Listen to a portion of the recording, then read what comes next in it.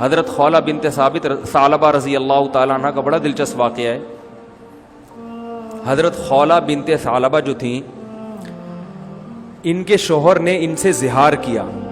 زہار کہتے ہیں کہ انتی علیہ کظہر امی، بیوی کو اپنے ماں کے کسی محترم عضو سے تشبیہ دے دینا کہ تم مجھ پر ایسے ہو جیسے میری ماں کی طرح ہو. تو عرب میں یہ الفاظ طلاق کے سمجھے جاتے تھے.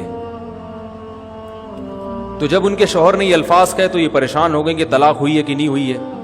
نبی صلی اللہ علیہ وسلم کے پاس آئیں. فتح مکہ کے بعد کا واقعہ یہ.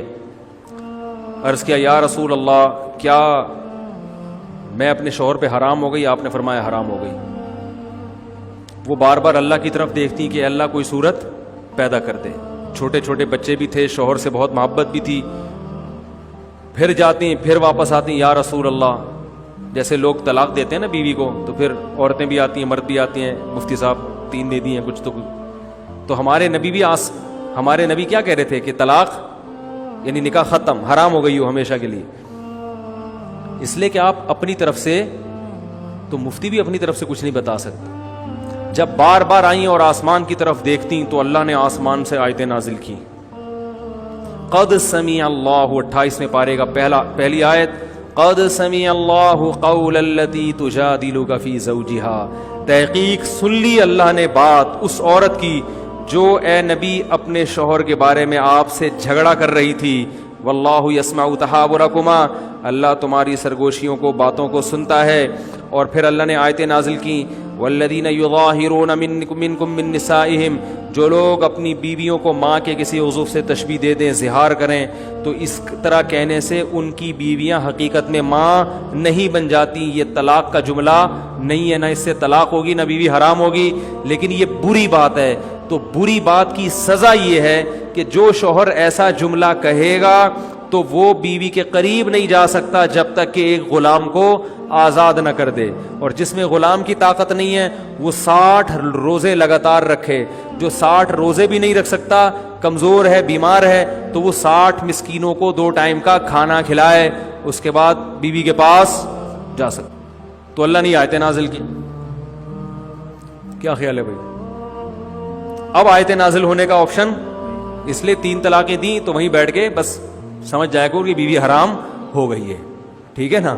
اب آگے مفتی کو تنگ نہیں کوئی گنجائش، پھر ادھر سے آگے فتوے آج کل مارکیٹ میں اویلیبل.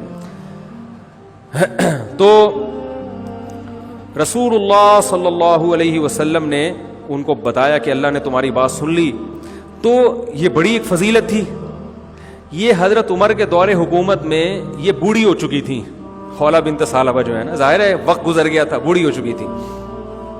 ایک دن حضرت عمر جا رہے ہیں تو ان کو پتا چلا کہ امیر المومنین گزر رہے ہیں. تو یہ بوڑھی ہو گئی تھی. انہوں نے حضرت عمر کو روکا اور ٹھیک ٹھاک سنانا شروع کر دی. تم بادشاہ بنے ہو، تم مسلمانوں کے امیر ہو، تمہیں قوم کا خیال نہیں ہے، تم ایسے کر رہے ہو، تم ایسے، جیسے عادت ہوتی ہے بڑے بزرگوں کی. حضرت عمر سر نیچے کر کے سن رہے ہیں، سنتے جا رہے ہیں، کچھ نہیں کہہ رہے. ایک بات خوب اچھی طرح سمجھ لیا کریں کہ جب کوئی بڑا نصیحت کرے نا، چپ کر کے اس کو سن لیا کرو. چاہے وہ غلطی کر رہا ہو، آپ کے اندر وہ غلطی نہ بھی ہو تو سن لیا کرو. آج کل نوجوانوں میں یہ بدتمیزی بہت ہے کہ باپ سمجھا رہا ہے، ماں سمجھا رہی ہے، فوراً جواب دینا شروع کریں گے، نہیں آپ غلط کہہ رہے ہیں، میں نے تو ایسا، میں تو ہوئی نہیں ایسا. اگلا کہہ رہا ہے، باپ کہہ رہا ہے بیٹے کو کہ بیٹا تھوڑی محنت سے پڑھا کرو، تھوڑا سا کاروبار بھی سنبھالو، تمہیں اماں انڈے لینے کے لیے بھیجتی ہے، تم دہی لے کے آ جاتے ہو، جتنے انڈوں کا بولا ہوتا ہے اتنے لے آیا کرو، وقت پہ لایا کرو. ٹھیک ہے نا؟ چپ کر کے آپ سارے کام وقت پہ کر رہے ہیں، لیکن اس وقت تھوڑی دیر چپ کر کے بولو بھائی سن. اس وقت فوراً جواب نہ دیا کریں، نہیں میں تو لے کر آیا ہوں نا، میں تو اس وقت بھی گیا تھا، تو بتائیں کب میں نے دیر کب کی ہے. یہ بڑی بدتمیزی ہے. گھروں میں یہ سسٹم ہی ختم ہو گیا سننے کا. او بھائی تھوڑی دیر سن لے، 5 منٹ، ٹھیک ہے نا؟ بول اچھا ٹھیک ہے، انشاءاللہ کوشش جاری رہے گی. سن لو، پتلی گلی سے نکل لو. ابا سے کون سا 24 گھنٹے کوئی بیٹھے رہتے ہو؟ یہ ابا ہے یا کوئی بزرگ ہے یا کوئی عالم ہے، کوئی مفتی ہے، کوئی بڑا ہے، کوئی بھی سمجھا رہا ہو، اس وقت چپ کر کے سن لو. بعد میں آپ سمجھتے ہیں کہ واقعی یہ غلط فہمی سے ممکن ہے ان کے دل بدگمان ہو رہا ہو کوئی میرے خلاف، تو بعد میں کسی موقع پر آپ ان کو الگ سے سمجھا دیں کہ یہ کچھ آپ جو ایسی باتیں کر رہے ہیں ایک دو دفعہ تو ٹھیک ہے، لیکن بار بار آپ کریں اس کا مطلب شاید آپ کو کوئی غلط فہمی ہے. تو ایسا نہیں ہے. میں انڈے ہمیشہ ٹائم پہ لے کے، انڈے کی ایک مثال دے رہا ہوں میں، کیونکہ میں تو یہی کرتا ہوں نا سارا دن. تو یہ جو ہے نا ایک دم بدتمیزی کرنا یہ اچھا کام نہیں ہے. کچھ آداب ہوتے ہیں، کچھ تمیز ہوتی ہے، وہ شارٹ ہوتی جا رہی ہے مارکیٹ سے. تو حضرت عمر رضی اللہ تعالیٰ عنہ اتنے بڑے امیر، لوگ کانپتے ہیں ان کے نام سے، اور ایک بوڑھی عورت کھڑے ہو کر ڈانٹ رہی ہے، سمجھا نہیں رہی، ڈانٹ رہی، بولتی جا رہی ہے، چپ ہی نہیں رہی. تو وہ جو حضرت عمر کے خادم تھے نا، انہوں نے کہا کہ قد اکثرتی یا خولا، بہت زیادہ کر دیا آپ نے نصیحت، امیر المومنین ہے، تھوڑا خیال کرو.